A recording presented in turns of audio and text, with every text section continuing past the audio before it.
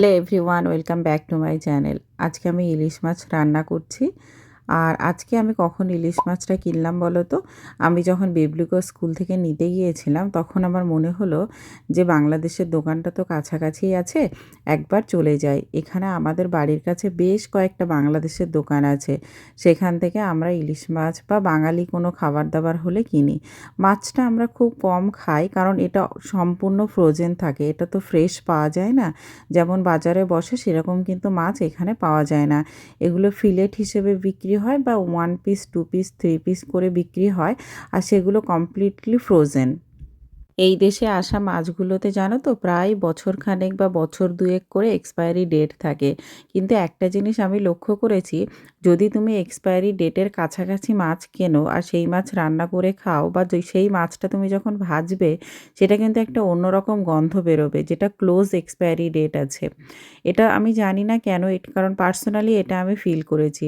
তো সেই জন্য আমি সবসময় চেষ্টা করি, যদি ফ্রেশ কোনো মাছ আসে যেটা খুব প্যাকেজিং ডেটটা মানে কয়েক মাস আগেই হয়েছে, তো সেই মাছটা কিন্তু আমি সবসময় কিনে নেওয়ার চেষ্টা করি, তাতে একটু ফ্রেশ লাগে। আর ইলিশ মাছ বাড়িতে আসলে সবসময় মনে হয় খেয়ে ফেলি, সেটা ফ্রিজেও রাখা হয় না, আর সাথে সাথে ভেজে এটা ওটা রেসিপি করে কখনো সর্ষে ইলিশ কখনো বেগুন ইলিশ এইগুলো করে খেয়েই নেওয়া হয়।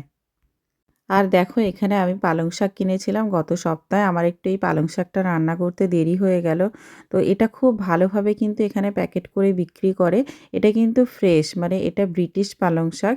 মানে এখানেই এটা, এখানকার ফার্মেই এটাকে চাষ করা হয়, এখানেই বিক্রি হয়। তো এটার মধ্যে কোনো ও মানে কেমিক্যাল জাতীয় কোনো কিছুই এর মধ্যে নেই। এটা ফ্রেশ, বাস আমার জন্য এটা একটু নেতিয়ে গেছে কারণ আমি ১ সপ্তাহ আগে কিনেছিলাম আর রান্না করা হয়নি। আর বাংলাদেশের দোকান থেকে চালটাও কিনে নিয়ে এসেছি। ভাবলাম একেবারে যখন বেরিয়েছি তাহলে সব কিছুই কিনে নিয়ে চলে আসি। নইলে একবার বেরিয়ে বাড়িতে ঢুকে গেলে এত লেজি লাগে, এত ল্যাদ খেয়ে যায় যে ধুর ঠিক আছে আবার পরে একদিন যাব দেখব।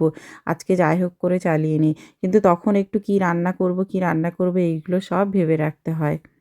আর একটা সর্ষে ইলিশের প্যাকেট মশলা কিনলাম। আমি কোনোদিনও আগে সর্ষে ইলিশের প্যাকেট মশলা ব্যবহার করিনি। আজকে ১ম আমি সর্ষে ইলিশের প্যাকেটটা ব্যবহার করলাম।